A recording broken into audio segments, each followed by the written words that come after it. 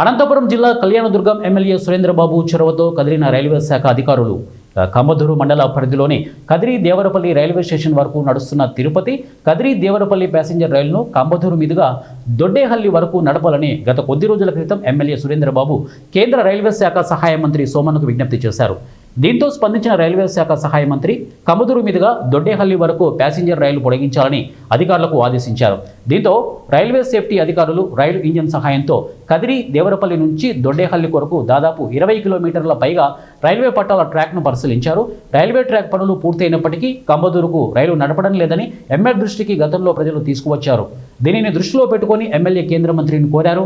దీంతో కదిలిన రైల్వే శాఖ ట్రాక్ పనులను పరిశీలించడంతో పాటు రైలు నడిపేందుకు శ్రీకారం చుట్టడంతో స్థానికులు ఎమ్మెల్యే అమిలినేని సురేంద్రబాబును, ఎంపీ ఎన్నికల లక్ష్మీనారాయణను అభినందిస్తూ హర్షం వ్యక్తం చేస్తున్నారు.